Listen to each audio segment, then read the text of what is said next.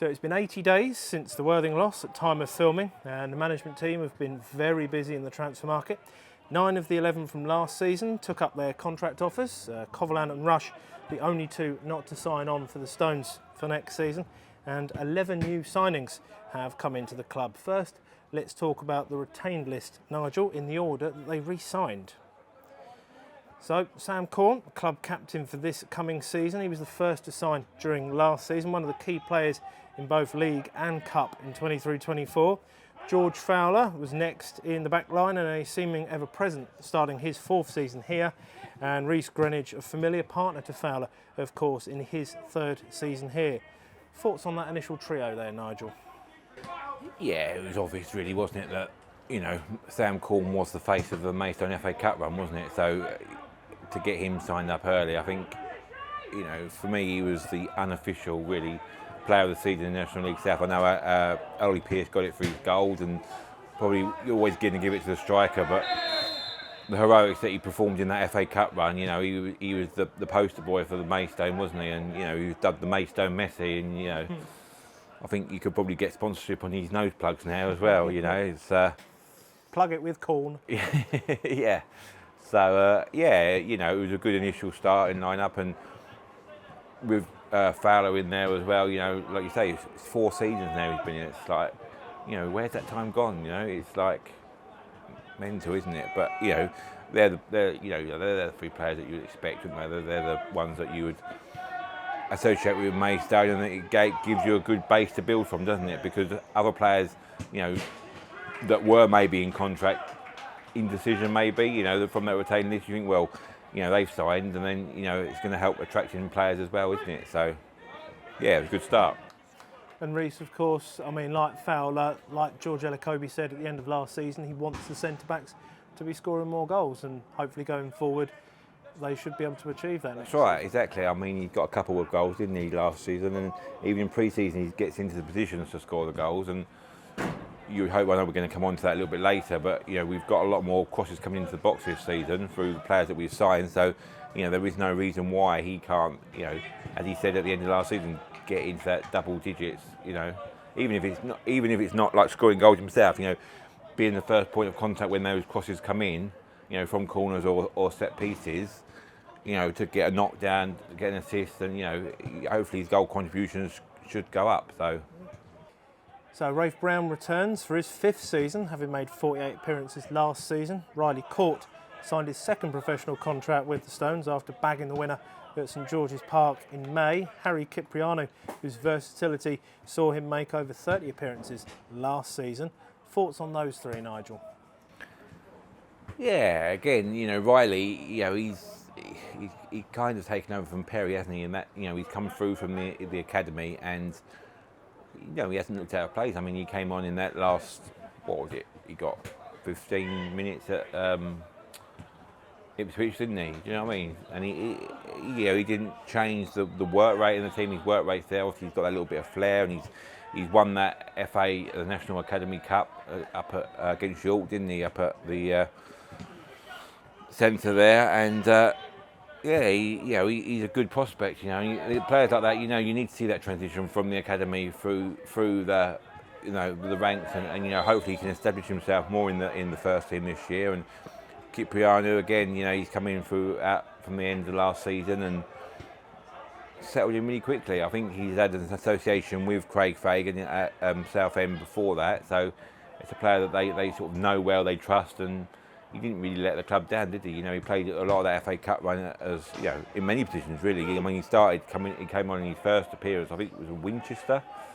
I think, and he played as centre back and he played centre mid, and, you know, he finally found a home due to injuries on that left side. But, you know, he was up and down there. He was getting crosses in, and you know, he was getting back and covering when he needed to. So, yeah, you know, again, it's just all part of that evolvement, isn't it? You know, evolving the team and, you know, getting these better players in, and again, it just, you know, it's that continuity through the team, and, you know, other players see that and they want to be part of it. You mentioned continuity, you mentioned Rafe Brown, of course, in that little section. A player who's had a few injury troubles here and there, but again, when you consider the number of appearances he managed to make last season, he's very much those behind him, all being well, and such a pacey defender. Whenever we watch him, Yeah, he always gives right. people a head start down here, doesn't he? And he always beats them. He's always Yeah, there. that's right. He's always good. I think he played a lot more games in the centre of defence rather than that. I remember when he first came in. I think that was during lockdown. He came in as a trialist, and he looked really good going up and down, didn't he? But then he got that injury, and I know the season was didn't complete, but he's been around the club a long time now, and hopefully he can get free of those injuries and just have a proper run in the side, or just in the squad, because I think he's a positive influence around the team, and players like that that have been at Maidstone for a long time will help, wouldn't they? Yeah, exactly.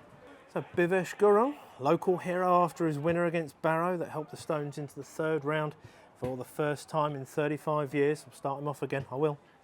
Youngster Sam Smith signed his second professional contract with the Stones, 13 first-team appearances last season. And Matt Bentley, of course, his 3 goals in 4 games at the end of last season kept the Stones promotion charge going right down to the last, including that wonder strike on the final day of the main league season. Your views on those 3, Nigel? Yeah, again, they're players that have come in and, like I say, they've made a difference, haven't they? Do you know what I mean? It's Bentley especially, he came in, I mean, he was down around the FA Cup squad, wasn't he? He was training with the team, and we announced him, obviously he couldn't play in the FA Cup because of reasons of that, but he had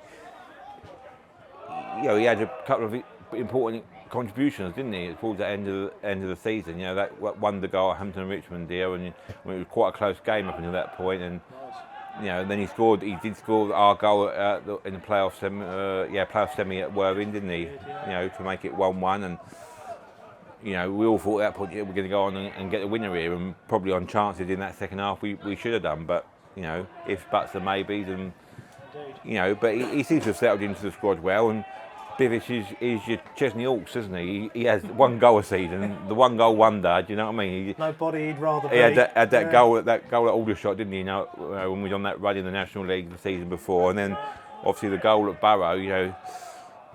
That's I don't know.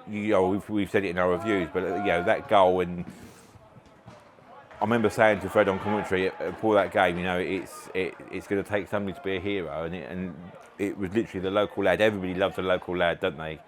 And he was the one that popped up, and remind us all of like the Alex Fisher days when he was the local lad and popping up and scoring them winning goals. And hopefully he seems to have, George seems to have taken him under his wing a little bit, and he's a little bit critical of him, during that season. I mean, he got a couple of red cards early on in the season, didn't he? And he seems to have learned from that, and he seems to have, I think the red cards, as George said at that time, was all about timing.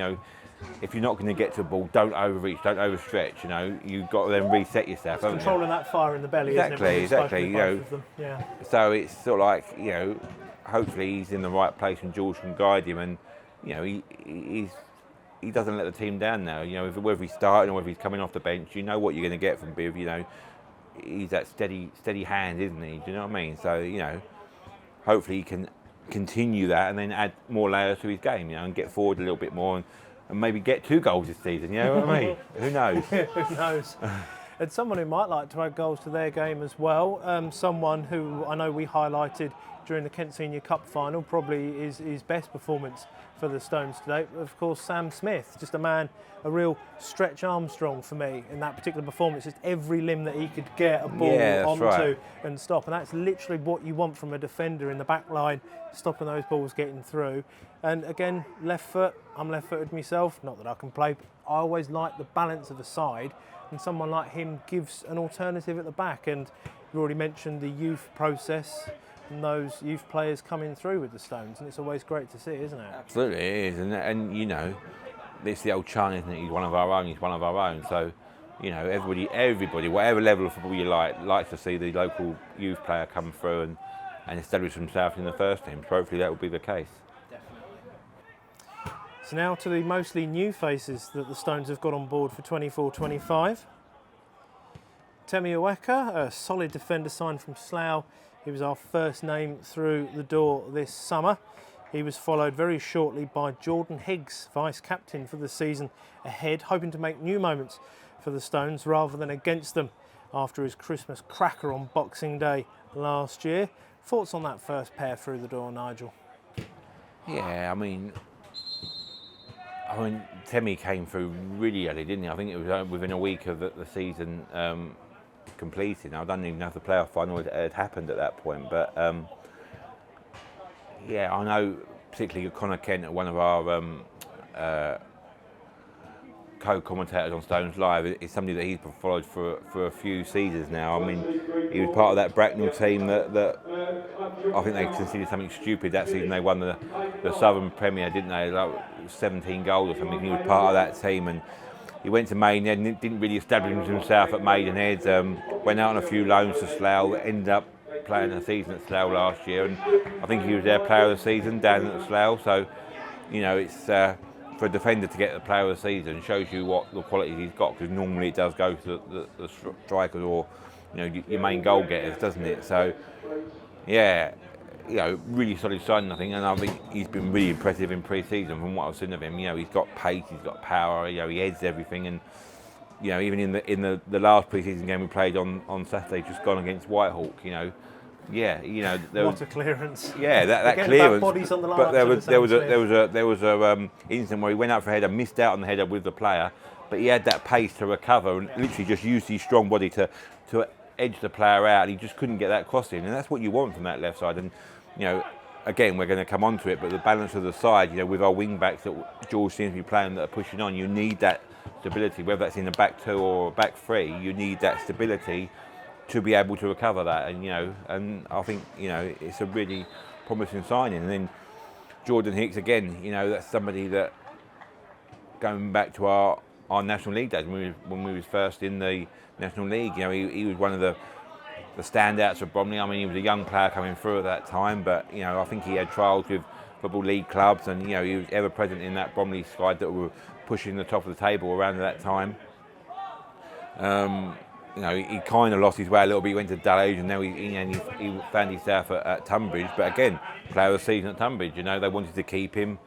You know, but the lure of coming to Maidstone and playing under George, again, that what we said to Craig in the interview last week. You know, players talk to each other. Players will see what you're doing, and that becomes an attractive opposition. And it might not be, you know, people will throw the sort of like money bag. You know, they've got more money than that, and we couldn't offer them, but players want to be part of success, don't they? They want to be part of that, you know. And what George and Craig have shown, you know, it's all good for the club, you know. To get players like that again into the club is promising.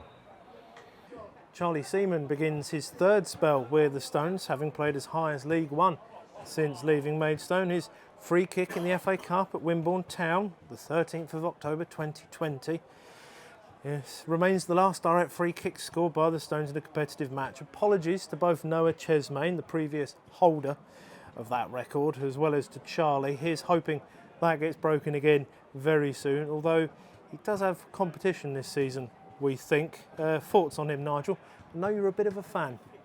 Yeah, just the fact that really that was my very first Stones Live commentary game, that Wimborne FA Cup game, and you know, that free kick, and he was one of the highlights of the team during that lockdown period, wasn't he? I don't think he actually played in front of the Gallagher Stadium, a full, you know, Jenko in. So, you know, he's somebody that I've sort of followed. I mean, he went to Doncaster, didn't he, originally under Darren Moore, but he's had a few different managers there, and you know, he was in and around the team, and he was, you know, contributing. I think he did score a couple of goals, you know, not just in like the EFL Trophy games. He was like, you know, proper league games. I remember, you know, him coming up on my flash scores that he scored a goal. So, you know, he's been on a couple of National League loans as well. I think he was at Hartlepool last year, again scored like a wonder goal. I think it was voted the goal of the month for August or September in the National League. So, yeah, he's a promising player, and again, you know, in his interview, he cited the fact that he came here. George Alacobi is a big hero of his. He came here because of George Alacobi,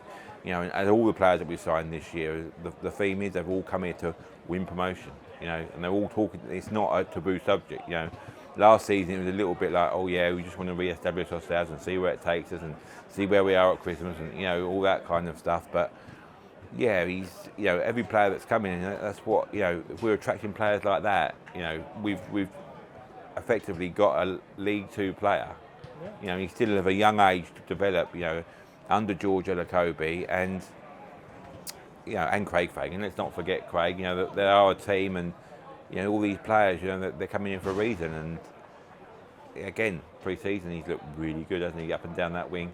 He gets his crosses in. Yeah, for Brooks' goal on Saturday. Yeah, exactly. I mean, and it's not just the same cross. It's not getting a cross for cross's sake. They vary it up. That's the good thing about it. So. And he does get back. He's got that speed of pace that he can get back. And like we said, if you've got Temi Ekwa there covering you, and then obviously you've got Reece Greenidge on the other side as well, which we'll come on to again shortly. But it's that double whammy, that double threat on both sides. Well, talking to the left-hand side, Ben, like and subscribe Brooks. That's said with love. Great content, sir. 50 appearances with Chelmsford last season shows that he is ready for another year at this level. And someone else that can also be said of course, is Shaquille Coulthurst. He scored a hatful for Braintree last season to help them get promoted. He's got plenty of league experience as well. Thoughts on that dynamic duo, Nigel? Yeah, I mean, Ben is another one, isn't he? Again, he's looked really good in pre-season. It's somebody that we've targeted. I think he still had a year left on his contract at Chelmsford. I think they definitely offered him a new contract. But he chose to come here again and buy into that Project Elokobi, as Darren Stiles says. It's all good signs. And then Shaq again. I know we got him from up the road at Ebbsfleet, and we won't hold that against him. But yeah, he's a player for this level, isn't he? He scores goals at this level, and that's really what you want. You can get these prospects, and you can look at them and you think, they could be. But he's proven that he gets goals at this level, and again, he's linked up with the side. He's got a few goals in pre-season. To me, he just seems like one of these players that, he's going to be in the right place at the right time, kind of a goal poacher, which probably we haven't had in the last few years.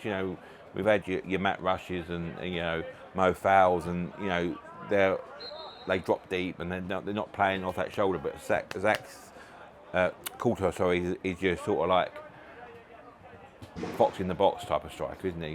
He's going to be in that 60-yard box, and if the ball breaks, if it's a loose ball, he's going to poke it in. And you look at the stats, and even in pre-season, he's got 3 goals. 3 goals in 2 games or whatever it is, and they soon mount up. Yeah, it's just those little patches, little bits of momentum here and there, whether it's Bentley's at the end of last season, Shaq's in pre-season, hoping that they all can come into form at the right time.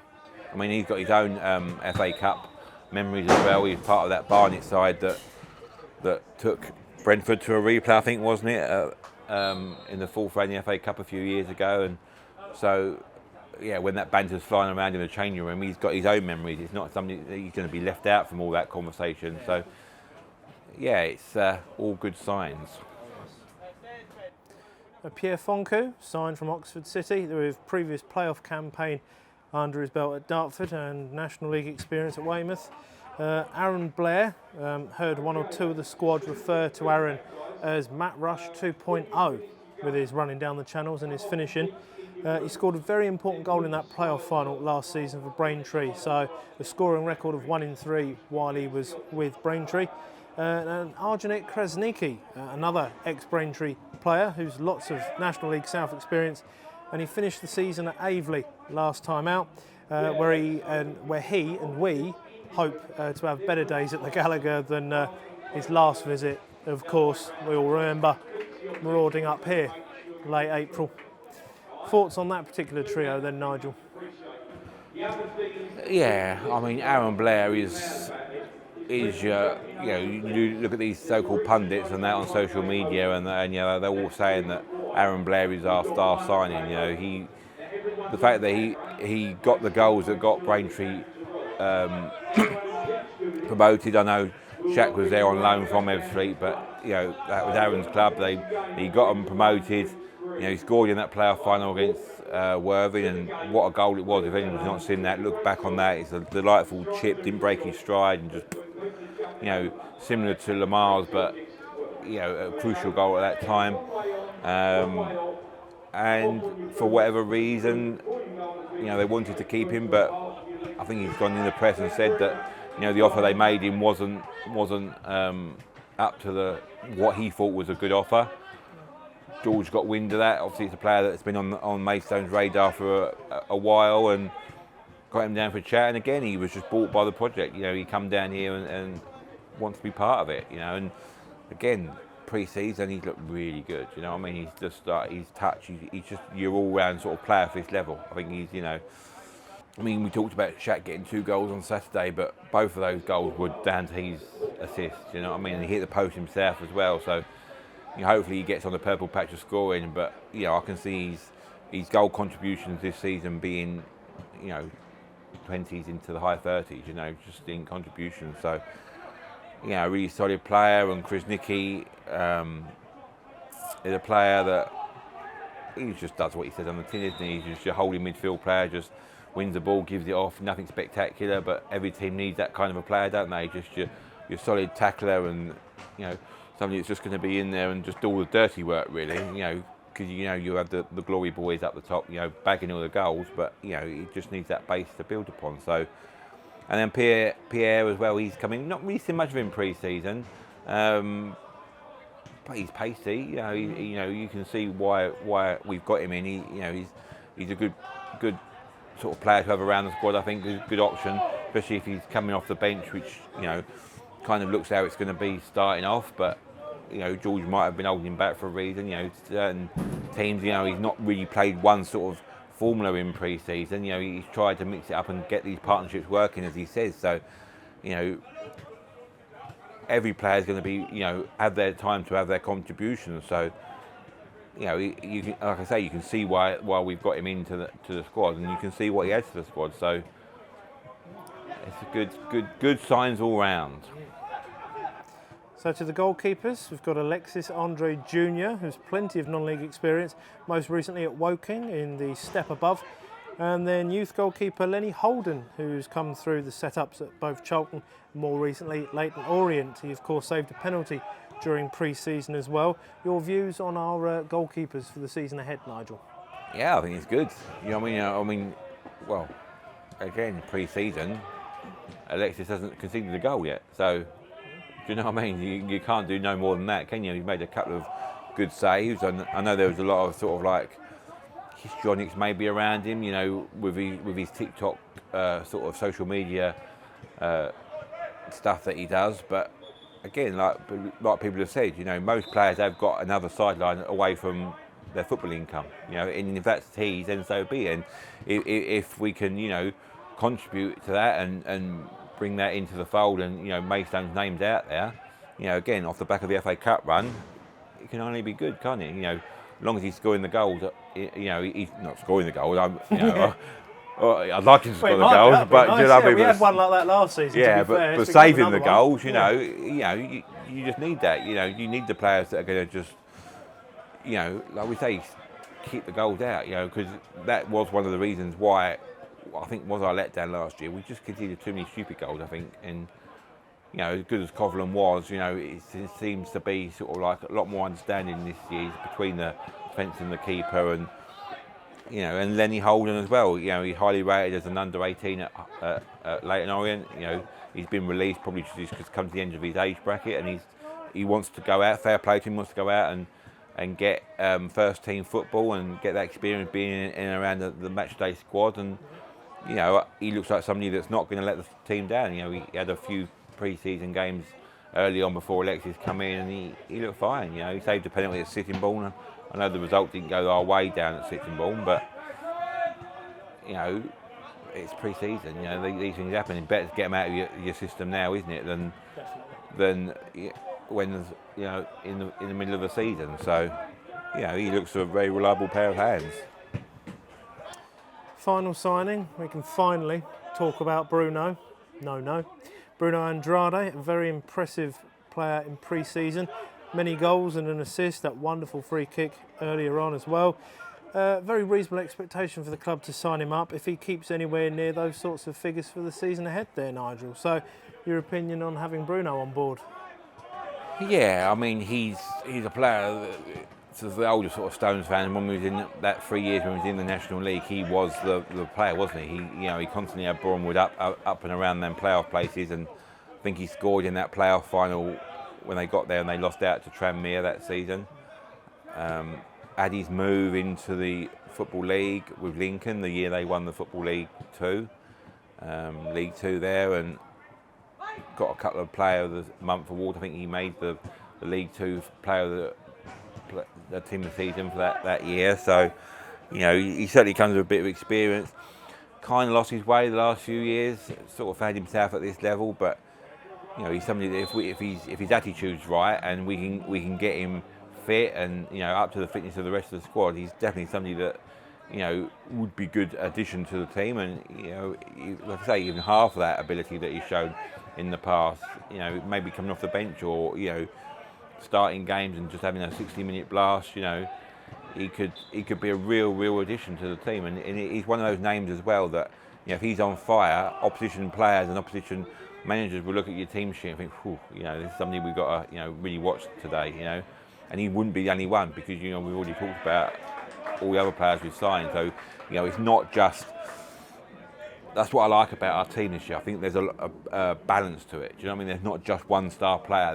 There's several players that on any given day can be your match winner. So I think overall the recruitment's been very good from Maidstone this year.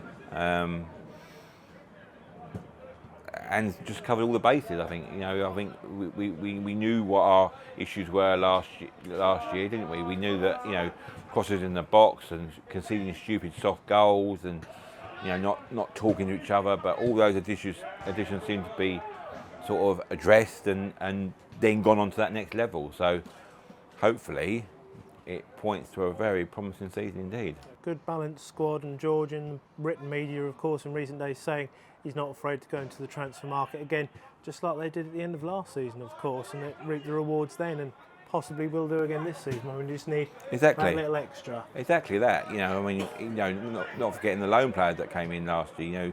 Jeffrey Tango and Mo Fowl was on loan, wasn't he?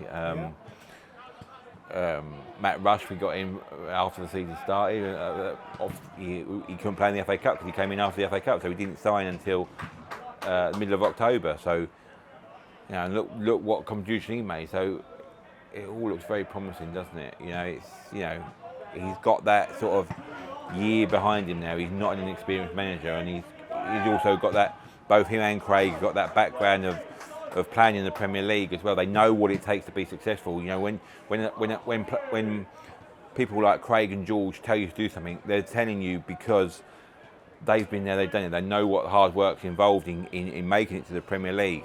So if players like that tell you, or people like that tell you, this is what you need to do. Sometimes it can just be a little thing. There's the fine margins that make a difference in a game. You listen. You listen and you implement that in a game situation. It can only make you better and hopefully make the team better as well. Because he's very big on the team, isn't he? If it all comes together, as I say, I can see a very good season for Maidstone United. So a brief reflection on the pre-season that's just gone. Played 7, won 6, lost 1, 5 clean sheets. We spoke with Craig last week over there. He said it had been above average for his expectations, that pre-season. It's mostly about minutes in the legs. I mean, how have you viewed pre-season yourself, Nigel? Yeah, very good. I mean, like he said, you can't ever tell. Sometimes you can have a stonking pre-season and then go and get absolutely hammered the first game, and it kind of sets you back, or it could be vice versa, and you can't get the minutes for whatever reason in your legs. And don't forget, we lost two pre-season games as well, didn't we? Or we lost one, the Ashford one, and we didn't have the Ramsgate one. And I know Larkfield came in, but they were a league below what Ramsgate would have been, so it wouldn't have been a test at that time to what they were expecting. So, all things considered, it's been very good. I think the players they wanted to get the minutes have got the minutes. You got your goal scorers scoring, you've got your defenders keeping clean sheets. Again, it just all points towards building those blocks, building that understanding between your partnerships. I mean, Charlie and Ben Brooks seem to be getting on like house on fire. They're talking about their free kicks. I think it was the Woking game. I was down in the corner when they were actually discussing what they was going to do. You know what I mean? They take it in turns to do it. There's none of this sort of histrionics and same person taking it all the time. So just that little bit of variation. You know what I mean? And like you said there just previously, that goal that Ben scored on Saturday all come from Charlie Seaman's cross. He saw him there. He saw him go in on that back post, picked him out, and whether Shaq got the final touch, I don't think he did. But it was on target. If there was exactly a goals panel for pre-season, all strikers are going to claim it, aren't they? So that would have given him a hat trick, to be fair, wouldn't it? Yeah. Thinking about it. So, yeah, but I mean, watch out, Ben. It's it was a good cross, and that's what I was saying. It's a variation of crosses. It's a variation of the patterns of play, and you can see that developing in pre-season. So again, it's all looking good for the coming season. And as George said in the press this week, you don't know what's going to happen. You don't know how the season's going to unfold. If we just sat here a year ago and said, we're going to go to the 5th round of the FA Cup, and we'll maybe have to relinquish the league, you wouldn't have dare dream that, would you?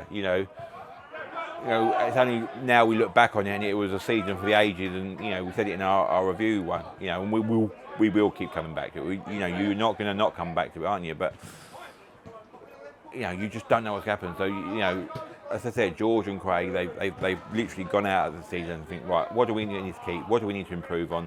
And they've done that and some, I think. And again, they said it. If they need to make changes, they will make changes. We saw that throughout our last season. There were players that came in pre-season. We can name like Aaron Sibir and Coleman de Graaf. They came in, good, sort of solid lower league experience behind them. For whatever reason, didn't make it. They didn't, they either didn't show. Even Chi, you can put in that bracket. Chi and Enzolim, came in with a bit of a fanfare, but probably through no fault of his own. But he got injured pre-season, and never really got up to speed. And George is not afraid to say, look, it's not working. We're moving on. So again, you can't tell it. You can't tell how the season's going to end. But the building blocks are in place, and as we said, it's a very good pre-season. I think if they just sat down at the beginning of the pre-season and said, what do we want to achieve from this pre-season, everything's been achieved. So hopefully, fingers crossed, we're good to go. Fingers crossed. So some changes in the National League, some in Step 1 about substitutes. The main one for Maidstone United and South and North, for all three divisions rather, is Boxing Day and New Year's Day fixtures that were against the same club have now been split. So now they're changed to Good Friday and Easter Monday. So there's two pairs of bank holidays. So I know we've got Welling and Kent across both pairs of those matches. And talking of the fixtures ahead for this season, Nigel, let's look at them now. The key periods ahead. One that I personally have picked out, it's a bit of a spicy one, but bear with. October the 5th to November the 5th, quite specific, but we've got Worthing, Torquay, Averley, Bath and Dorking all away from home in the space of a month. That is a massively, massively critical period in my mind. And April looks quite tough as well. We've got 3 of the 5 in April on the road in that particular month. Yeah, exactly. I think that's the way it's worked out. I mean, you look at the Torquay. You mentioned Torquay, Dorking, and Bournemouth.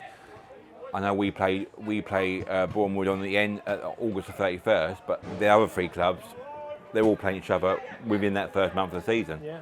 I think we had something similar last year, didn't we? When we played Yeovil really early on, and we were forever going down to the West Country. Bath, who was a tough game. We knew they were going to be up there last season. But yeah, it's just you've got to manage those games, haven't you? You can't foresee what's going to happen. You're saying that about those fixtures, but if we do progress again in the FA Cup, then they will all be split out, won't they? Because I think we're due to go down to Torquay on the first round or fourth qualifying round day or first round day of the FA Cup. Certainly one of the quali rounds, yeah. Yeah, something like that. So again, if we reach that far, that'd probably be an even more nightmare scenario. We'd have to go down there on a Tuesday night. But Yeah, again, it is what it is. You have to play all 23 teams, home and away. You know, it's just about managing that time, managing the minutes, managing your injuries, managing suspensions, all that doesn't change. It always, whatever season you have, it's all about, the team that manages that the most successfully will end up being champions, and of course that little bit of lady luck along the way. Not always about how you start but how you finish, but on reflection from last season, I think it was only 3 wins in 8 that Maidstone had to start the season, but considering on the flip side of that, when we were finishing off at Chesterfield and then at home to Slough, we had 25 games without a win for Maidstone, so 3 in 8 was quite rich pickings, to be fair.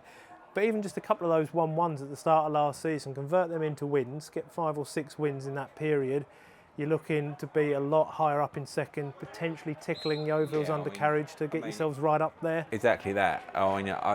You can't tell anything on paper, and I know we've probably got a tough opener against St Albans on Saturday, but from looking around the league, I think we've got a very good sort of like rest of August.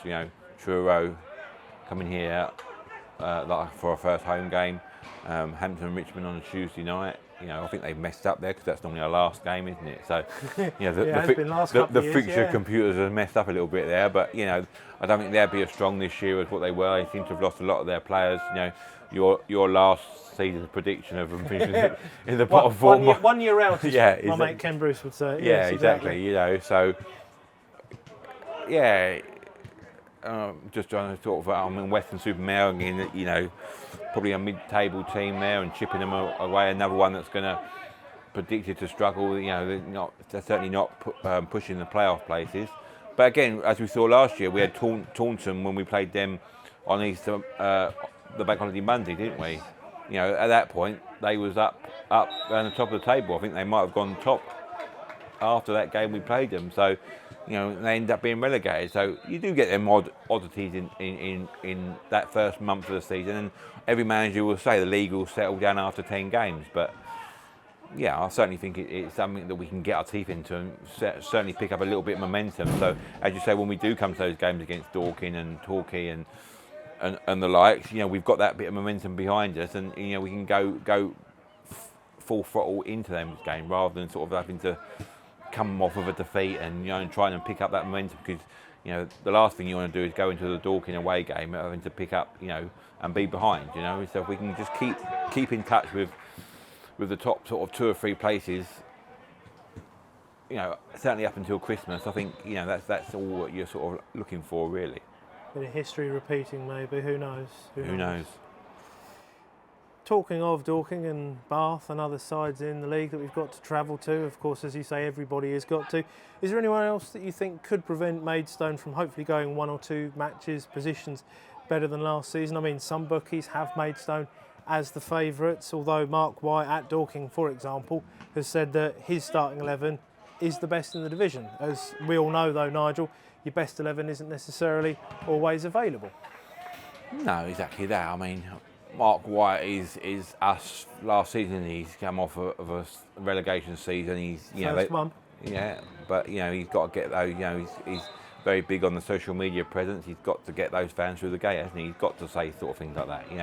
He knows. He knows it's a tougher division. It's probably the toughest National League South division that there's ever been. I mean, Boreham Wood, like the season prior to their relegation season, were in the playoffs. Yeah. They were like 1 minute away from getting to the playoff final. I think it was Notts County they were playing, wasn't it? And but for that last minute goal, what could have been? Do you know what I mean? So yeah, it's they've retained a lot of their team. I think looking at it on paper, I would say that they're probably be the main ones. I would say Torquay have got the new ownership, so they're going to have that little bit of momentum. They seem to have got a lot of the better players from the likes of Taunton, Truro, Western-super-Mare, those local sides. I think it's the Truro manager's gone in there, isn't it? Watson, was he? Yes, I think so, he was at Truro. So, yeah, obviously they've got the Neil Warnock in the background as sort of like looking for his 48th promotion or something along those lines. Exactly. Yeah. I don't think he'd want to get one over Mason. I think his very first promotion was when they pipped us East Scarborough side pipped us back in the Football League '88 season to be the first team promoted actually into the Football League. So yeah, it's just all bubbling up. It's just all it's as good a season I think and I think we're going to be competitive. You know what I mean? As George says in the press in the week, if any manager says they know how the league season's going to pan out, they're lying. You don't know. There's so many different variables that can happen. You could get off to a shocking start and have to play catch up. You could, lose your key player. You could, transfers and injuries and suspensions, and it's just all in that melting pot, isn't it? And I think, hopefully with our momentum we've got from that FA Cup, mention it again, it's going to be the chance. It's going, that we'll pick up fans as we go, and we see it in that National League season that we actually won the National Leagues out. You get on a roll, that momentum builds. You've got a game here of 4,000 people plus on the last game of the season. That's all it takes. And I think with George and Craig in charge, I think they're the perfect people to just carry that little bit. Keep your feet on the ground, but just build that momentum slowly, steady. And you can just see it, the improvements around the ground as well. That money is being spent there, and improving around the ground, and slowly catch a monkey. Do you know what I mean? And that's what it's going to be this season. And just hope the fan base sticks with it, and just enjoys the ride, because Maidstone never do things easy, do they? They never do things easy. I was going to say, Nigel, God willing, it's going to go well for the Stones, but it's never usually smooth, but it's definitely exciting, and you can lose the odd fingernail here and there, I think, from memory. Well, the pitch has been relayed, the players signed, the shirts freshly pressed and laundered, pre-season fitness drills taken care of. Only one thing left for it, and that's to say you'll see and hear myself and Nigel Seeger at St Albans on Saturday for the Stones opener in what will be the start of a season that takes place 130 years on from their first, way back in 1894. Bill Williams, of course, has fond memories of that one. Hoping to go one better and build on last year's historic campaign. We will be there every step of the way on Stones TV and Stones Live. So from all of us here at Maidstone United, as always, come on, you Stones!